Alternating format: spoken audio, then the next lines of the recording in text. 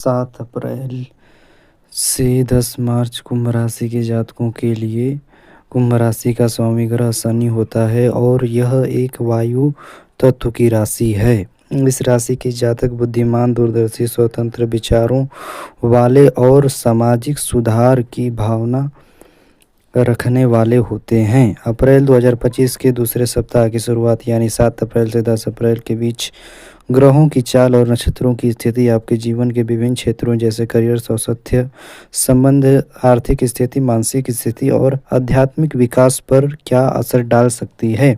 आइए विस्तार से समझते हैं। करियर और व्यवसाय।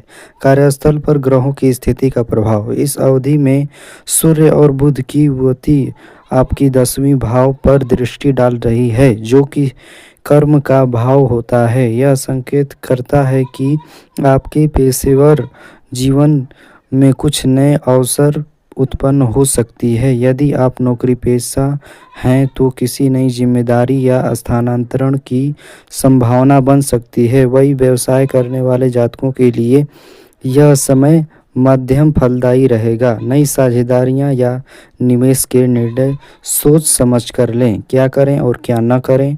अपने वरिष्ठों और सहकर्मियों से संबंधों में मधुरता बनाए रखें। कार्यस्थल पर कोई निर्णय जल्दबाजी में न लें। यदि आप नई नौकरी की तलाश कर रहे हैं तो यह समय इंटरव्यू देने के लिए अनुकूल हो सकता है। तकनीकी क्षेत्र और सरकारी सेवा के लिए विशेष समय। जो लोग तकनीकी क्षेत्र, अनुसंधान या सरकारी नौकरी की तैयारी कर रहे हैं उनके लिए ग्रहों की स्थिति अनुकूल है। यदि आपने किसी परीक्षा में आवेदन किया है तो परिणाम सकारात्मक हो सकता है। आर्थिक स्थिति। धन के ग्रहों का संचार। शुक्र और गुरु की स्थिति आपके दूसरे भाव धन स्थान को प्रभावित कर रही है, जिससे यह संकेत मिल सकता है कि आपकी आमदनी में स्थिरता बनी रह सकती है।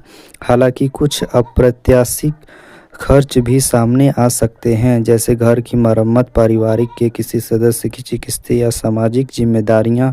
बचत और निवेश। यह समय दीर्घकालिक निवेश योजना जैसे पीएमपी, म्यूचुअल फंड आदि के लिए अनुकूल है। शेयर बाजार या सट्टे से दूर बनाएं, विशेषकर यदि आप अनुभवी हैं। पारिवारिक की आर्थिक ज़रूरतों को प्राथमिकता दें। उपाय: हर शुक्रवार को लक्ष्मी जी की पूजा करें। गरीबों को सफ़ेद चीज़ों जैसे चावल, चीनी दान करें। पारिवारिक जीवन और रिश्ते। रिश्तों में मधुरता, समझदारी। चंद्रमा की स्थिति इस अवधि में आपके चौथे और सप्तम भाव से गुजर सकती है, जिससे पारिवारिक जीवन में थोड़ा उतार चढ़ाव रह सकता है। किसी पुराने विवाद या मतभेद को बातचीत के जरिए सुलझाया जा सकता है। वैवाहिक जीवन। यदि आप वैवाहिक हैं तो जीवनसाथी के साथ किसी बात को लेकर वैचारिक मतभेद हो सकता है। संयम और धैर्य से काम लें। क्रोध की बजाय संवाद पर जोर दें। प्रेम संबंधों के लिए संकेत। प्रेम संबंधों के लिए यह सामान्य रहेगा। यदि आप अपने रिश्ते को विवाह में बदलना चाहते हैं तो बातचीत की तुलना शुरुआत कर सकते हैं। पारिवारिक सुझाव। बुजुर्गों की सेहत का ध्यान रखें। बच्चों के साथ समय बिताना मानसिक संतुलन के लिए अच्छा रहेगा। स्वास्थ्य और जीवन शैली। ग्रहों का स्वास्थ्य पर प्रभाव। इस समय शनि की दृष्टि आपके षष्ठ भाव रोग भाव पर पड़ रही है, जो संकेत कर रहा है कि पुराने रोग दोबारा उभर सकते हैं। विशेष रूप से जोड़ों का दर्द, त्वचा संबंधी समस्याएं या थकान महसूस हो सकती है। मानसिक तनाव भी बढ़ सकता है। क्या करें? नियमित योग और ध्यान करें। नींद पूरी लें और संतुलित आहार का पालन करें। दिन की शुरुआत हल्के व्यायाम और प्राणायाम से करें। क्या न करें? ढेर रात तक जागना या अधिक कैफीन का सेवन न करें। हाइड्रेटिंग बचें। पर्याप्त पानी पीना जरूरी है। शिक्षा और प्रतियोगी परीक्षाएं। यदि आप छात्र हैं या किसी प्रतियोगी परीक्षा की तैयारी कर रहे हैं तो यह समय एकाग्रता और मनोबल को बढ़ाए रखने का है। बुध की शुभ स्थिति अध्ययन की रुचि बनाए रखने के लिए है, लेकिन चंद्रमा की स्थिति के कारण कभी-कभी आत्मविश्वास में कमी आ सकती है। क्या करें? पढ़ाई का समय निश्चित करें और डिसीजन से दूर रहें।